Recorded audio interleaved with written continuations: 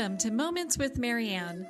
I'm so delighted we're spending this time here today. We have a very powerful guest coming right up. So our special guest today is Aleya Dao, and she's here to talk to us about the energetic weather for 2018. Now, Aleya is a sound healer, energetic practitioner, minister in the state of California, doctor of Oriental medicine in New Mexico, and a licensed acupuncturist in Colorado. She has been an alternative healer for over 20 years and earned her master's degree in Oriental medicine from the Southwest Acupuncture School in Santa Fe, New Mexico. She practiced in Telluride, Colorado for 7 years before moving to Santa Barbara in California, where she serves an international client base as a spiritual guide and sound healer. Now, I've been working with Aleya probably for, 10 years now, and she's been doing sound healing work with me, and she is phenomenal. So let's welcome to the show, Aleya. Thank you so much. It's great to be on. Oh, my goodness. It's always such a joy to spend time in talking with you. I've so appreciated your work over the years. I'm so glad that anytime we get to talk. Wonderful. Me too. Well, and so for our listeners that are new to your work, why don't you share with us a little bit about what it is that you do? I think of myself kind of like an energetic detective, and I look at people's challenges that they're holding and what they're really after. I also have the ability to look at the energetic weather that's coming onto the planet and bring in very efficient ways of using that energetic weather, these streams of light and consciousness that do come onto the planet, as a mechanism to help us spiritually grow and evolve, because a lot of the times our lives are filled with challenge and struggle and anxiety and upset and discord, and we get to this place of awareness inside ourselves where it becomes intolerable, and then we start looking for different ways of awakening and different ways of navigating our life. So I really think of myself as the energetic new toolbox provider, and sharing with people different tools, different perspectives, different energetic mechanisms that they can use to shift the challenges in their life and use the energy that's coming onto the planet to evolve. I mean, you say it so eloquently, and over the years of working with you, I know it's made a profound impact in my life, being able to do the work with you, and also, we'll get into this a little bit later, but you offer a lot of different ways that people can also kind of stay connected and work on themselves on a daily basis. Mm-hmm. Yeah, I think that it's the tiny little mini moments of maintenance that make for a very gentle journey, as opposed to using the cosmic 2x4 that smacks you over the head and it hurts intensely and it's kind of traumatic. And so for a period of time after my awakening in 2001, I was sort of chasing the dragon's tail of enlightenment and always looking for the next high. But whenever I would get the high, there's always the low, just like drugs. And so I started pondering, how can we do this in a more gentle, sustainable way so that for 20 years we can just slowly keep awakening bit by bit every single day. Yeah, I prefer that to the 2x4. Far more comfortable. Oh my God, by far. And it's interesting because it can be an unfolding with such grace, as opposed to one that really, gets kind of caught up in chaos or things that are going on, the perceived chaos, Mm-hmm, mm-hmm. And how we react to it. So we can't control anything in our outer environment. Really, the only thing we can control is our inner environment. And as soon as we learn how to do that, then our anxiety levels go down, we become more calm inside ourselves, and then not from the place of controlling the outer environment, but when you have that control of that inner environment and you're holding this peace, this clarity, this calm, this connection, what starts happening is your outer environment starts reflecting back to you your internal environment. And that's when magical, lovely, spontaneous, joyful things start to happen in the outer world, but it's because you're attached to the inner world. Yeah, it really is that inner journey. Well, and talking about the inner journey, I'd love for you to share with our listeners, because I love, one of the things I've always appreciated is your approach to our relationship as the spirit that we have with our bodies. And I'd love for you to share that with our listeners. Yeah, when I had actually in 2001, I had an enlightenment experience, and prior to that, I had been in the realm of alternative medicine. I was a massage therapist starting at the age of 20, and then became a Reiki master, and then went on and got my master's in Oriental medicine, and then was in a private practice with my acupuncture practice, and was meditating every day and going and doing vision quests, and was definitely, looking for that enlightenment moment. And in 2001, I was lying on a sound table, and my consciousness shifted literally in 30 seconds. And it was an enlightenment moment that didn't go away. And sometimes when we have these enlightenment moments, we grasp a concept or we perceive reality in a certain way, and then it slowly fades.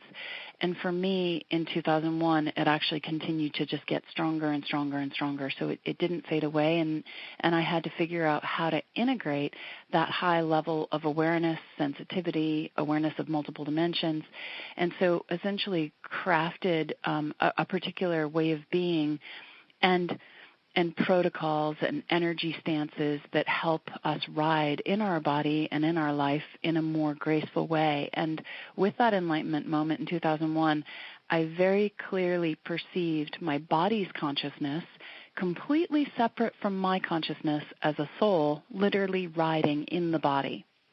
And I perceived this nature spirit that was surrounding me, and that I was simply a beam of light on the front of my body's spine. And when I had that awareness, I very slowly, over several years, started working with the body consciousness kind of like a client, of recognizing the needs that my body was having and saying, okay, well, you're getting this need by doing this, and that's not that healthy, and it's actually not really giving you what you want. How about you get that need met in a more efficient, enlightened, empowered way? And so with that, my body's voice got stronger. The awareness that my body was holding of its own unique consciousness amplified, and so now it's literally this co-creative experience. And so I teach people how to connect in, first with themselves, because if you're not connected in with that divine aspect of you, your essence, then you really can't connect with another being, even if you're riding in it. So we cultivate this deeper level of connection with the essence, and then you hold space for your body to start connecting with its essence, its unique consciousness, and then you start having this ability to have this conversation with the body. And it's such a beautiful connection, and the way that you explain it resonates so well with me that it's really easy to go, oh, yeah, of course, because if we're spirits having a physical experience, where's the body going? The body has its own experience, Absolutely, and it's very primal, and I really think of the physical human form as an animal, and I don't mean that in a derogatory way at all. It's a very highly evolved animal, and it has very specific needs. It has the need for air and for food and for water and for affection and connection and safety. And so how can we help our bodies awaken in a healthy co-creative way as opposed to a codependent way? Because if we look at our lovely culture that we're living in at this time, 2017, there's high levels of codependence. And so we take that codependence and we put it on our body like it's our responsibility to love our body and cherish our body and protect our body. But what about our body taking responsibility for meeting those needs for itself? Which then moves us into that co-creative stance. I know right now a few people just had their minds blown by that, but after it's like, let's unpack that slowly. But it's true, though, because when we look at responsibility from a soul level, I mean, it does offer a lot of freedom when we have the body also be in charge of itself. There's just appropriate boundaries with all this. Yes. And, if we just look at how we are in relationship with other people and we think about, okay, I really want that person to appreciate me and respect me. And then when that person doesn't do that, we get angry, we feel betrayed, we feel resentful. Mm-hmm. And then we also then go into the victim because our needs aren't being met. And so my whole angle on this one is, well, what would it feel like if you were taking responsibility for respecting and honoring yourself and not really needing that from another person? Because if we need it from another person and they're not respecting and honoring themselves, how could they even begin to do it for you? Mm-hmm. So if I have $5 to give, great. But if I don't have $5 to give and you want $5, like, I don't have it, you're not going to get it. And so starting to practice as souls, riding in the body, really deeply respecting and honoring our own light, then encouraging our body to respect and honor its own light, connect with its essence, then we start reflecting this more full way of being in our individual selves upon each other. That positively impacts the cellular tissue, the energy fields, our primary intimate relationship that we have with ourselves, that our body has with itself, that we have with our body has with us, and then that reflects upon our intimate relationships with others.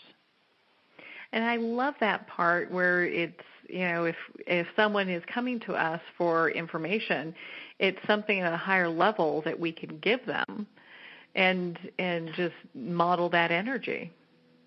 Totally. So if you see somebody who's being really disrespectful towards you, then you want to recognize, they're probably projecting their internal reality in their outer world. Mm-hmm. And so they are essentially disrespecting themselves, then disrespecting you. And so then you can hold in your heart how you deeply respect your own self, and then send that information to them silently, energetically, from your energy self to their energy self. And then they receive that little bundle, and they might actually move into deeper levels of respect within themselves as you're modeling that to them, because you're holding a strong, coherent field, but you're not wanting them to respect you or wanting them to respect themselves. The moment we want for another person, we immediately drop our energy fields of coherence from 100 to 0. And so it's really this journey. Yeah, go ahead. Well, and before you go on to the next thing, why is that? So for our listeners hearing that, going, well, I want to have that for my kids or my dog or, the people around me. And so they're probably going, well, why can't I have this want and feeling for other people? Right, like you want them to be safe, or you want them to be happy or aware or connected or in integrity. So as soon as we want for another person, we want to recognize that actually we're being quite arrogant because we're projecting what we want onto another. And then in that, we're taking responsibility for them having that. So if I want you to be safe, now I'm projecting my value of safety onto you. Then in me wanting you to be safe, I'm now going to take responsibility for your safety. Now I'm going to energetically, unconsciously try to get you to be in a safe place. Now you get totally disempowered. And then resentful and angry at me because I'm taking responsibility that's actually yours. And how arrogant of me. And so the journey of being in, again, co-creative relationship is wanting for our own safety, and then inviting you to want for your own safety to the degree that you choose, me only being responsible for my own safety, inviting you to be responsible for your own safety in your own unique way, because my way of being safe might be entirely different than yours, and if I project how I'm safe onto you, it might not work for you and actually might do the opposite. And then I'm holding this vibration of safety inside myself, creating safe situations, modeling that to you. That creates a strong, coherent field because I'm not being empathically impacted by your stuff. I'm not taking responsibility for your stuff. I'm not processing your karma.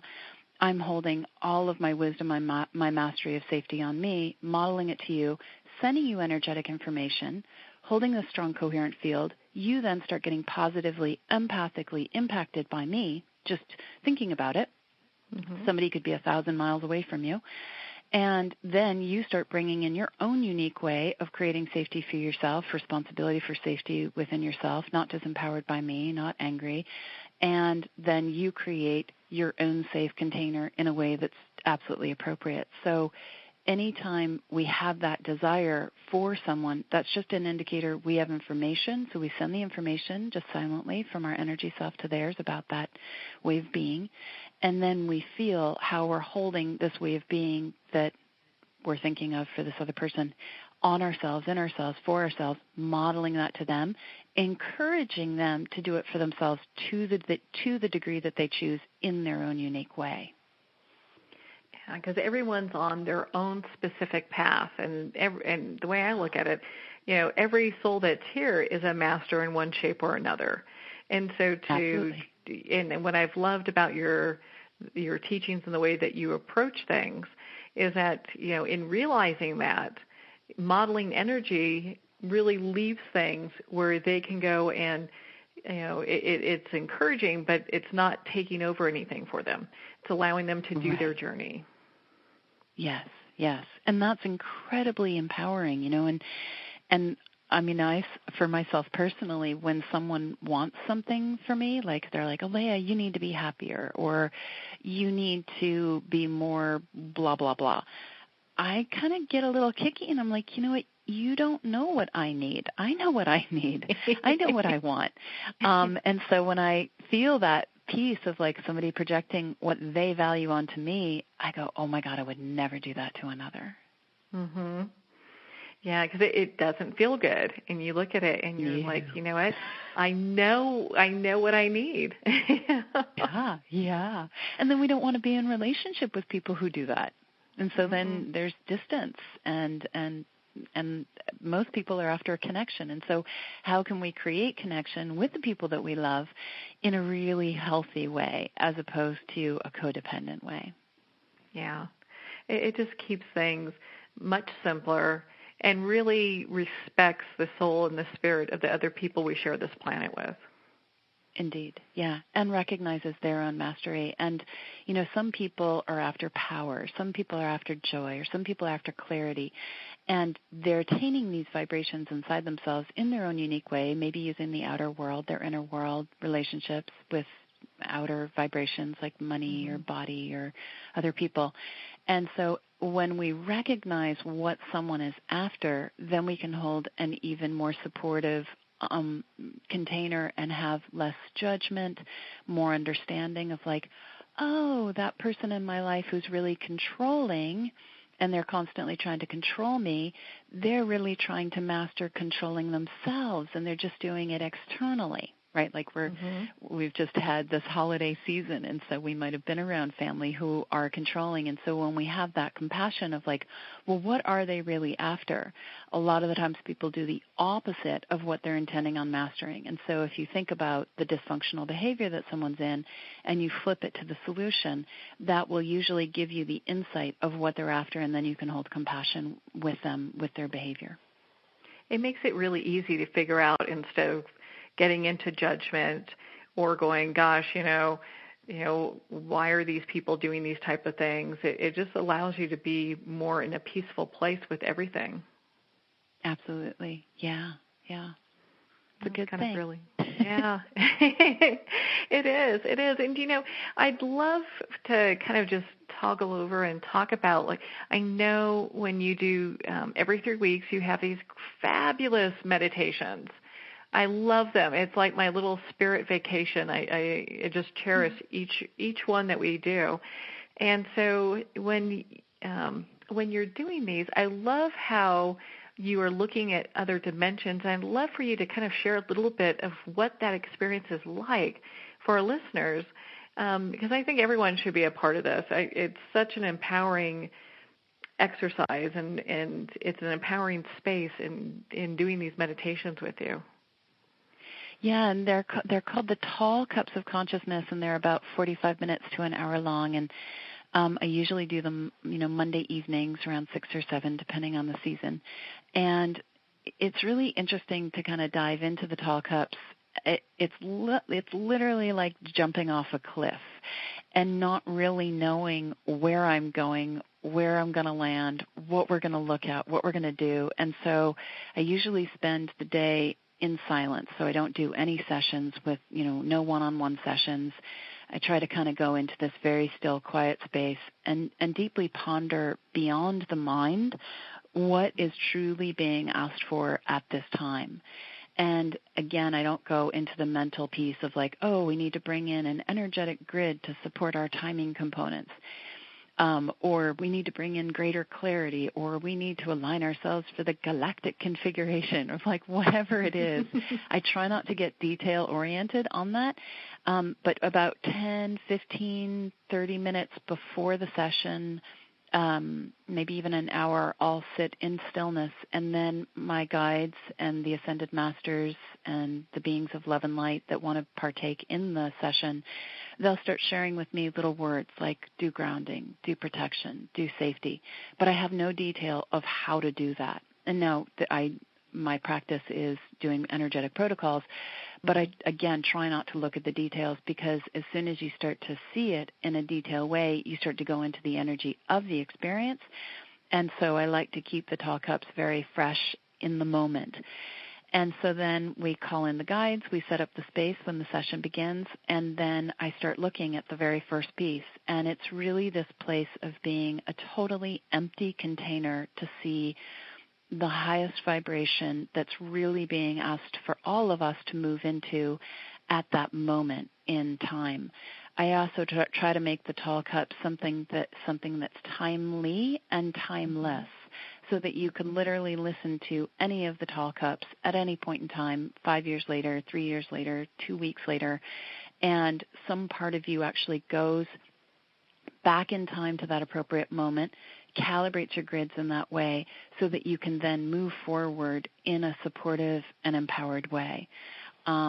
So we kind of do this little time encapsulation of the work.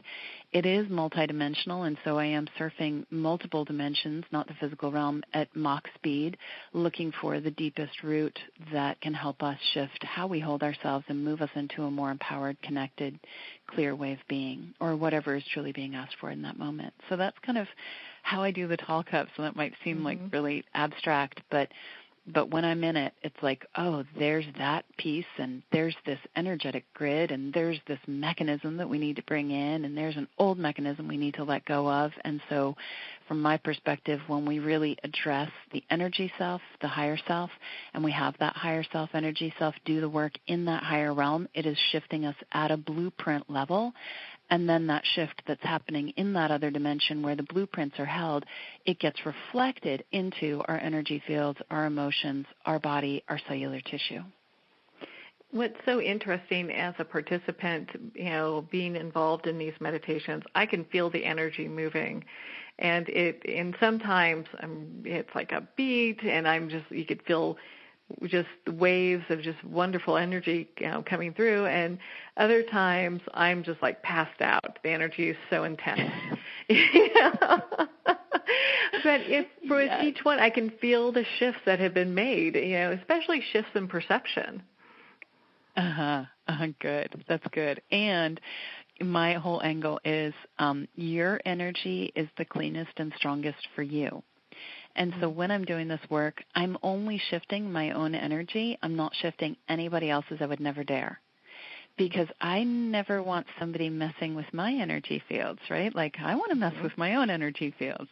And so I'm simply sending information to you at the level of your higher self. You extract only that which you need, and then you shift you in your own unique way, which makes it more gentle, more sustainable, unless sometimes people have said, like, wow, that was too much for me. And then I say, okay, well, you must have been super, super eager, and you must have had your volume cranked way up, and you blasted you. And so we wanna have our higher self kind of calibrate the volume and the work in a gentle way. And sometimes people, don't think about it being gentle because it's like, oh, it's energy, it's going to be gentle anyway. And it's like, And so these tools that I'm bringing in are incredibly efficient. I think of them as like the backhoe instead of the spoon. And so we don't really need to do like 20,000 spoon scoops. We just do one backhoe scoop, and that gets the job done. And so that's why we do want to kind of invite that energetic part of ourselves to adjust our volume and extract only that which we need and shift our own energy fields in our own unique way, in a gentle way. And it's always such a beautiful place to be in, and you can feel the shifts taking place. And again, of course you would be the one making the shifts, and then you and your team are modeling the energy for us to make our own within ourselves and with our teams. Yes, exactly. And sometimes, when you fall asleep in the tall cups or even in the daily meditations that I do, what's happening is the energy fields are basically you're diverting all of your energy off of your mental body, your emotional body, into the energy fields. Then the energy fields do the work. You feel the shift. And then once the shift is complete, you redivert the energy back into the emotional fields and the mental field, the physical body, and you kind of wake up again. And so I will often have people literally fall asleep or go into an altered state or, trance out during a protocol, and then as soon as the protocol is complete, they redivert the energy. And the more we work our energy fields, the stronger we get at an energetic level, and then we actually end up falling asleep less because you have enough energy to keep your mind awake, your emotions awake, and your energy fields while you're doing the work. And when I first started doing energy work, I would literally sort of fall asleep or go into an altered state, drift away, while I was doing a protocol. I'd be like, we invite your higher self, your body to its higher self to do ... and then I'd go, and then I'd wake up again. And fortunately, they would too. They'd drift off. And then when it was complete, we'd both kind of come back and be like, okay, that just happened. And so, it's a slow process of training and getting in shape at an energetic level. It's so funny because there have been times where the moment I wake back up is when you're completing everything and kind of wrapping everything up. And I'm like, oh, okay, I'm going to have to watch the rerun to see what happened here. Yes, it can be pretty potent. Yeah. Well, and for our listeners too, you're a profound sound healer as well. You use that when you're in these meditations to kind of help move things along. Yes. Yeah. So I really think of sound as one of the more powerful mechanisms for shifting energy in the higher realms, which then shifts our consciousness, our belief systems, our behaviors, our challenges. And I think of myself as a sound healer, and I work with other sound healers who are in the higher realms. So I call them the angelic choir or the etheric dolphins and whales, and they are the master sound healers. And I'll hear particular tones that they're making, and then I'll be able to make one or two of those tones that they're making, and then they'll make different tones in higher dimensions. So we're actually getting a multi-dimensional sound shifting healing experience. So whenever I make one tone in the physical realm, it's usually accompanied by 10, 15, 20, 30 different sounds in different dimensions that is being emitted by these angelic beings of love and light. And so when you have the combination of all of these different sounds, it then has a very powerful impact on the etheric blueprints because all sound carries consciousness. So if you have your resource grid or your relationship grid and you have your higher self, the angelic choir singing, you can then utilize those sounds, infuse those sounds into this etheric blueprint grid of whatever it is you're intending on shifting. Then that grid holds a different sound frequency, consciousness, vibration, magnetic attraction, perception, and then that reflects and ripples into the consciousness, your mind, your emotions, your body. It's amazing how all this is so interconnected, and these shifts don't have to be something that is like how we talked about earlier, like getting hit by a 2x4. It's something that happens gently. Yeah. I like using the thoughts as the little indicator of what's truly being asked to shift. And so we might have a positive thought, we might have a fear thought, discordant thought, and we nip it right at the thought level because we don't even let it come into the emotional field, because if you can catch it by just like having this tiny little passing thought of ... oh, okay, what's the energetic dynamic that I'm holding that could create that reality? And then we shift the energetic dynamic way up high before it even has a chance to filter into the emotional field, physical body, magnetic attraction, 3D realm of having a particular scenario that we don't really want to have happen. Mm-hmm. And so it's by being very aware, and some people say, well, how do I can't catch them all. And I'm like, okay, well, slow down, right? So we have to slow our whole life down and not listen to the TV and have the radio on. We want to be in silence so that we can pay attention to those little thoughts that come. And if in the beginning they're usually discordant because they are reflecting a particular way of being at an energetic level that's wanting to shift into greater coherence. And so we use those discordant thoughts or emotions to get our attention, and then we invite this energetic part of ourselves to address that and then activate the vibration we're intending instead of calling in a challenging situation. So I'm just going to give an example because I think this might be useful for some people, right? Like you have this fear thought of having an accident or getting sick or losing money. So that would be a fear thought around loss. And so if you have this fear thought of loss, okay, if I have this situation, what would I really lose that would be most devastating to me? Oh, well, I'd lose my freedom, or I'd lose my safety, or I'd lose my support. Oh, okay, so now I've identified what it is that I'm most triggered about in terms of what I would lose. Now what's really being asked for is that I want to attain that vibration of safety or support or empowerment or connection in my divine line, in my inner river, in my energy self. And so we've identified the solution, and then we take a deep breath in and we invite that energetic part of us to begin activating that vibration, that desired quality in what I call the divine line, this river of light that flows within us as soul riders. And then we invite and encourage our body to do the same. And then this presence that encircles us, I call it the team, to hold that as well. We can invite our guides to also hold this vibration inside themselves. And then we move into this really strong, coherent field of holding this greater safety or support or empowerment or connection in our individual divine lines. Now we don't need this outer circumstance situation to happen to trigger us, to get us to hold this vibration more in our core. So sometimes I'll talk to people and they'll say, yeah, I got really sick, but that whole journey of being really, really sick and on death's door, God, it helped me get so strong. And I'm like, all right, that's lovely. And how about we just activate strength deep in the core using your higher self every single day so that we never have to go down that path again. So really identifying qualities, activating the qualities deep in the core, so you don't have to use your outer environment to trigger your awareness.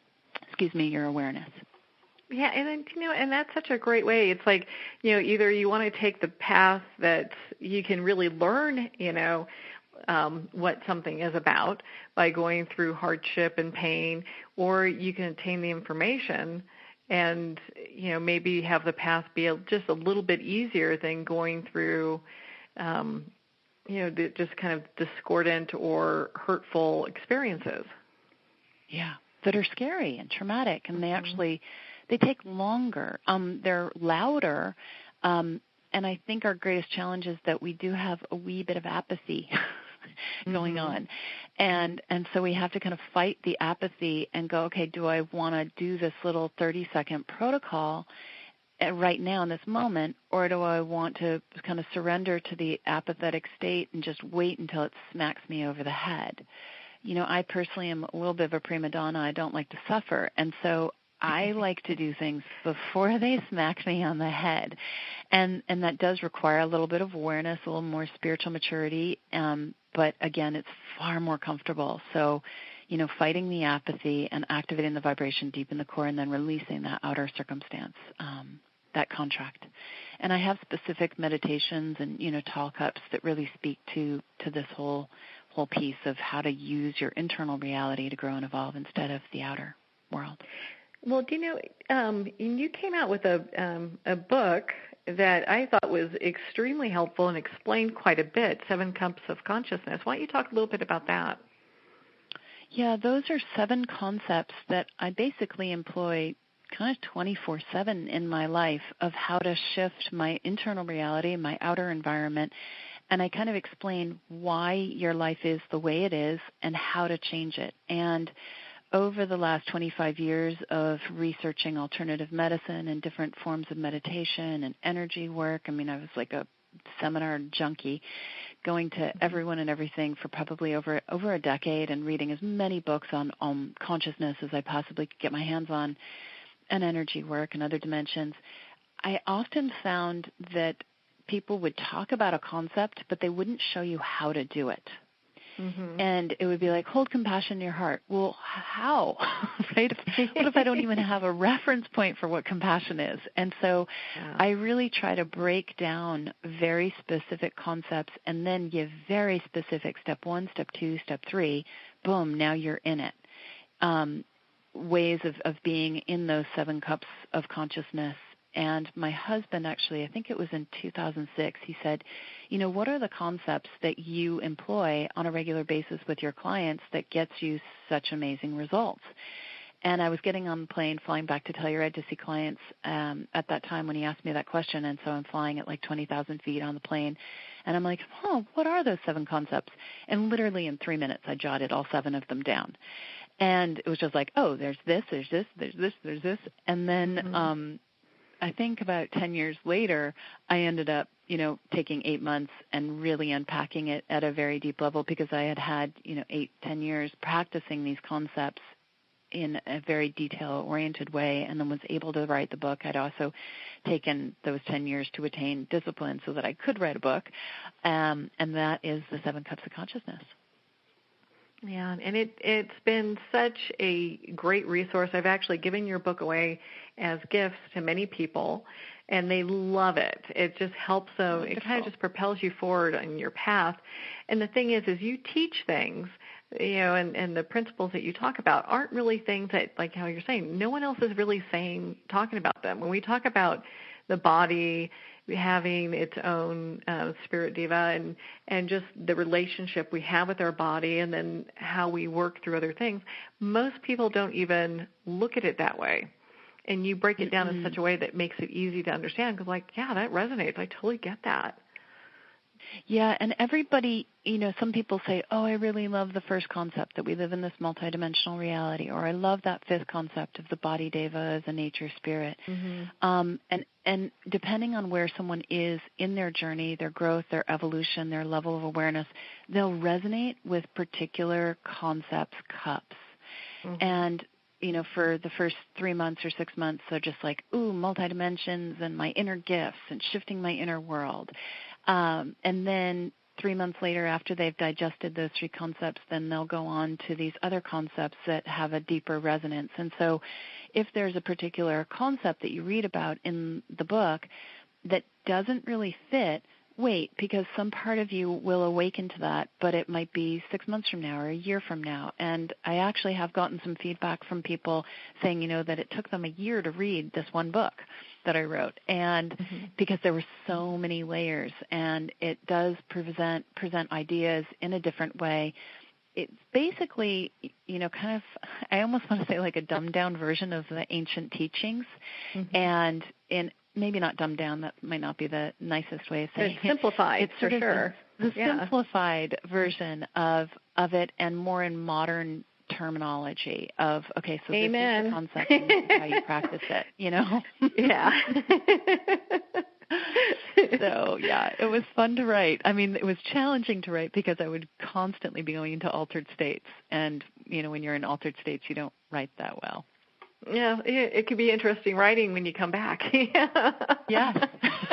It is. My husband was editing it, and he's like, okay, honey, let's work that sentence a little bit because it has to be proper English. I'm like, okay. So, yeah, it was a joy to write, though. I learned a tremendous amount. Yeah, to be able to do that. And, and the book has been a great resource for me. And the other thing, every morning, Monday through Friday, I wake up and in my inbox, I have a recording I can listen to, and it's part of your Daily Cups of Consciousness. I love that because I feel like I'm starting my day off just on the right foot. And it's such just a great way to kind of get yourself in the right mindset as you're starting the day. Yeah, and the meditations have a pretty high vibration, and they're very clean, and so they help you just reconnect in with that divine part of you so that you are centered as you go through the day. And it's interesting because when I first started recording the Daily Cups of Consciousness in 2009, my guides would say, Aleya, the most important part of the meditation is encouraging people to bring their energy and awareness into their divine line, river of light that flows on the front of their spine, and connecting in with their own healing source. So in truth, every meditation could just be bring your energy and awareness into your divine line, connect to your own healing source, because just doing that moves you into a more connected way of being. And that's, always within the first 30 seconds, minute of the meditation. And then I take a look at the energetic weather that's coming onto the planet and bring in very specific energetic protocols, concepts, perceptions that can help people move into a more awakened, enlightened state. And the meditations really are working with the energy fields as opposed to the mental body. And so you could actually be opening up your email and not paying attention, and your energy fields would shift, because some people are like, oh, I'm too busy, or I just can't focus. And I'm like, don't. And for the first year, just listen to them in the background. Mm-hmm. And then in a year, you'll be ready to close your eyes and drop in, and you're going to start to consciously feel some shifts. And so it's kind of that slow, steady journey of every single day just doing a little something that brings you back into a more connected way of being. And over time, that has a pretty profound effect. I would agree with you on that. I mean, because I do the daily cups, and that just feels like it gets me into the right place every day, and everyone's different, which is just phenomenal. And then every 3 weeks, there's the Tall Cups of Consciousness, that is that webinar, which is really fun because you get to be part of a community and be with a group of like-minded people as you're doing the meditation. So it feels like we're all kind of coming together. And it's interesting. A lot of times during these, I'll see someone in the chat that will write something down, like they're dealing with anxiety, or they can't sleep, or something's going on. And it's usually the same thing that most of the people in the group are experiencing or dealing with at the same time. Yeah. Well, because we're all on the same planet. We're all in human bodies.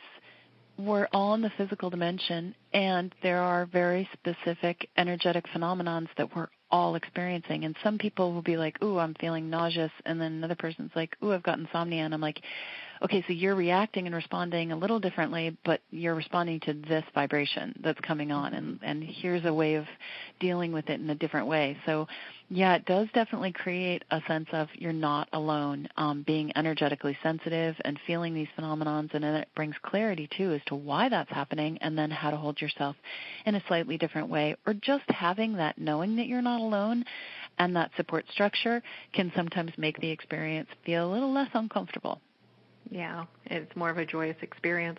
Well, you touched on this in a little bit ago, and, gosh, we've got this new year and all these great possibilities. I'd love for you to share a little bit about the energetic weather report. So 2018 is actually in the Chinese astrology, is the year of the dog, and numerologically it's a 2-year. So 2017 was a 1 year. But a lot of people experienced this new beginning 1 year, which was also ruled by the fire red rooster, waking everybody up. And then when you wake up, there is this purging and this cleaning out and this release and this letting go. And I would say that in 2017, I witnessed more people passing, dying, leaving the planet than in the last 20 years.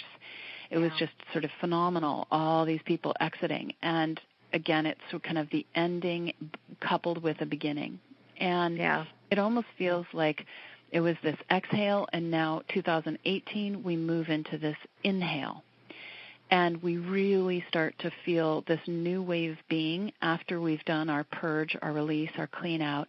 And we start looking at life and how to move through life and create our life in an entirely different way, more magical, more powerful, more joyous than we could ever have imagined. So it's really about letting go of the limitations and the restraints that we did in 2017. Hopefully we let go of all those limitations and restraints and self-doubt to go, okay, let's make this the life that I really want to live and as magical as possible and actualize my highest potential and crank up my courage and my empowerment and my joy and really all of the vibrations that you're really wanting to support you inside yourself, and then that gets reflected in the outer world. As we continue to move forward into 2018, we're going to continue feeling the veils between the realms dissolving, which creates higher levels of malleability, which means we have less of a time delay. meaning what you're holding inside you gets reflected more quickly. When people were not very conscious, 50 years ago, 100 years ago, 500 years ago, there was a density and the veils were very thick that was affecting the light coming onto the planet, also time, also what you held inside yourself. So you'd have to hold this fear of loss for 20 years, and then finally after really cranking up the fear of loss and living in it every single day for 20 years, then it gets reflected into your outer world and you have a fearful loss situation. Mm-hmm. Now with the veils getting really, really thin, you're going to actually want to be more aware of your internal reality because it's going to be more reflected. It's going to be reflected more quickly in the outer world. So that can be a wake-up call. It can also be great if you're holding really strong, coherent ways of being inside yourself, like, oh, I'm feeling really supported and really empowered and really deeply connected and really full of this love and this joy. And then, because it's coherent, it actually gets reflected even faster than a discordant energy. So if you do live in discordant emotions like fear and worry and anger and loss, recognize that those are discordant, which means they're not as strong as positive vibrations, which means it will take a little bit longer, but heads up, the moment you feel that discordant energy inside yourself, ask yourself, well, what do I really want? And then invite that energetic part of you to start activating that vibration of empowerment or joy or strength or connection inside yourself so that that is what gets reflected. So again, 2018, we hit the ground running right in February, beginning first 2-3 weeks of February. I really think of this last week, so the third and fourth week of January, as the pause between the exhale and the inhale. And then February, we take this big inhale and we hit the ground running. So light, fast, bright, thin veils, highly malleable, super easy to make the changes, less resistance, and enjoy the ride. So that's my little 2018 weather report. Oh, I love it. Because I know a lot of people looked back on 2017. They're like, "Oh my God, we survived that." When that's one way of looking at it. But I love, how you usually look at this as like it's not necessarily like a bad thing, No, it was a major release, and our culture doesn't really embrace the release. And so because of that, people did perceive 2017 to be a bad thing, but you have to release in order to bring in the new. Now, 2018, it's kind of interesting, 2011 was pretty tough for people, and then 2016 was pretty rough, and then 2017 was rougher than 2016. Mm-hmm. And then I'm kind of looking at what's the possibility that people say, 2018, oh my God, that was a really gnarly year. Well, it would be if you didn't use the discordant moments, attention, emotions, thought forms to shift your internal reality. Because the energy is going to be moving a lot faster, and you're not going to really you don't have that delay, that buffer. And so to let it get your attention and then to hold the vibration that you're really wanting inside yourself so that it does reflect what you want. If you start experiencing things in your outer world that aren't what you want, immediately bring your energy and awareness inside and start holding that vibration, because within 2 hours or 2 weeks, holding a strong, coherent energy inside yourself like love, compassion, connection, peace, calm, that is going to start to shift very quickly your outer experience. And so if you witness people getting crushed in 2018, just recognize it's a reflection of their internal reality. Well, what's nice is, we don't have to have it that way. There's a choice. It's like we can live looking at going, oh my God, I barely survived that, or hey, that's an experience, and things are making a massive shift on this planet right now. And how I'm participating in this is actually a pretty peaceful walk, as opposed to one that's kind of getting caught up in some of the turmoil. True. And with this heightened awareness that we're all moving into, we are becoming intolerant of discordant vibrations. And so we're all becoming more sensitive to anything that's discordant.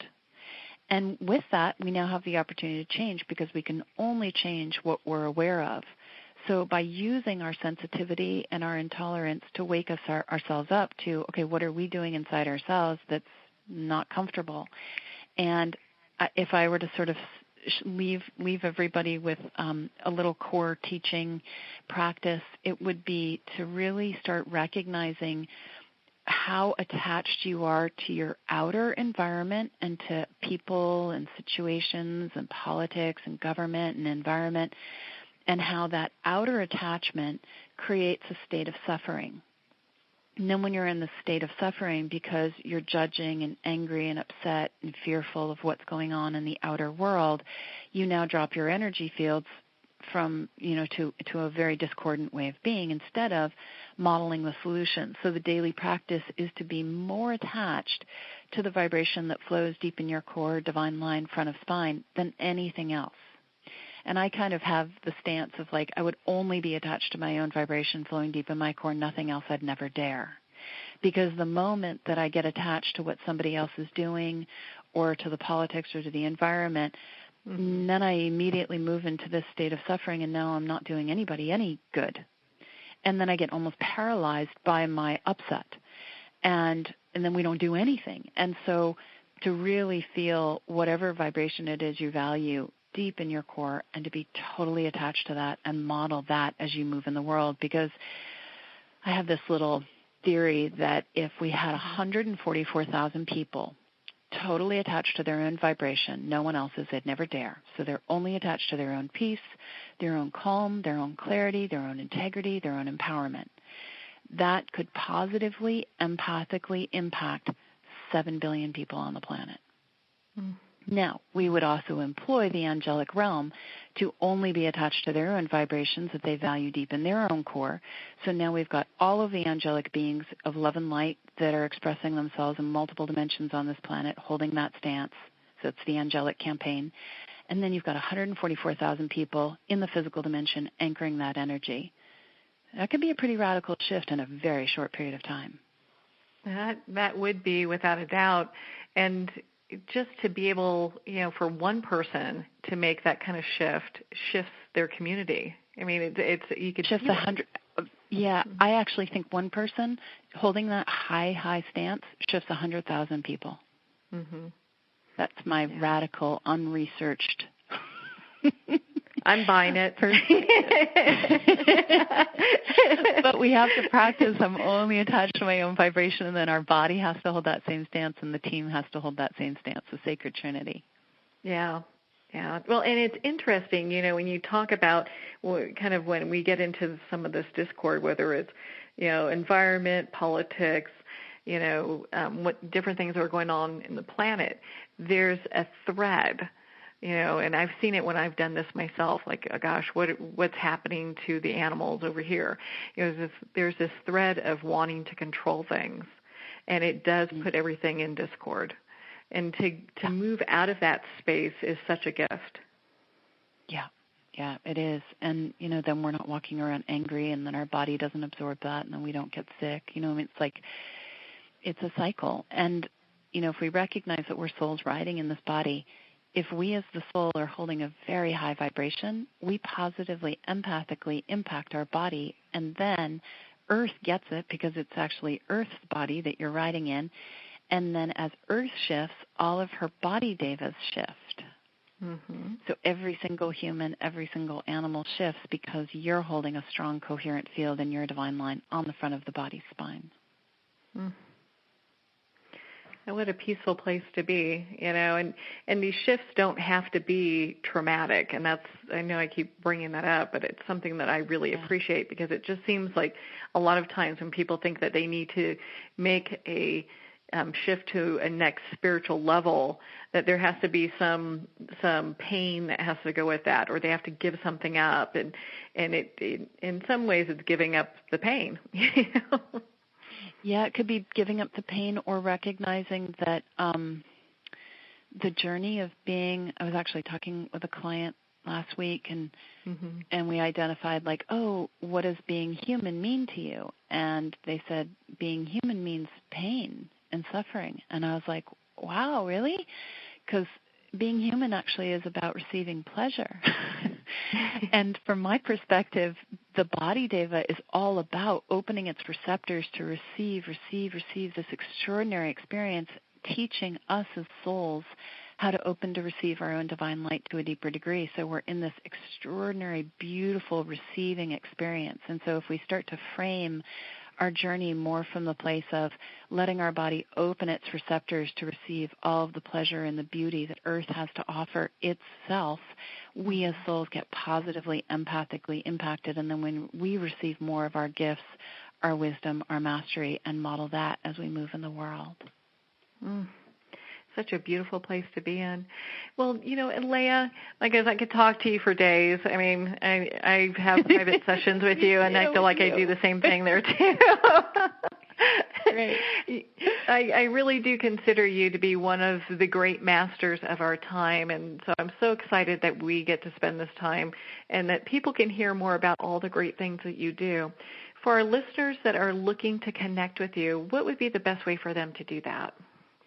They could go to cupsofconsciousness.com to get a free trial week of the daily cups, or sip from the tall cups and get a sample tall cups. It's the advanced healing. People can also go to my Facebook page, Aleya Dao, ALEYADAO. I post the energetic weather every weekday. And they can also go to my website, aleyadao.com, ALEYADAO.com. And I have 9 different sound healing albums. I have a couple of my albums on Amazon, my book on Amazon, and I think I have maybe over 50 YouTubes on my Aleya Dao 11, ALEYADAO 11 YouTube channel, with lots of information, free conscious conversations, lots of tools. And on aleyadao.com, I think there's over 1,600 individual meditations, 120 tall cup sessions, deep dives, classes, massive amounts of information for people, but just pick and choose what works for you. And I also try to make it very affordable so that it can be supportive and empowering. You do that. The daily cups, I mean, it's very inexpensive to get this audio in your inbox every morning to start your day. I love it. It's like one of my favorite things. That and my private appointments with you. Yeah, those are sweet too. Well, I love doing them, and it's just been such a treat to be on the show with you. Oh, well, thank you so much, Aleya. It's been such a joy, and I so appreciate you sharing your insight and wisdom with us. Well, it's been an honor. Thank you. Well, we're at the end of our time today. I would like to thank everyone for tuning in. You've been listening to Moments with Marianne. And remember, make every moment count.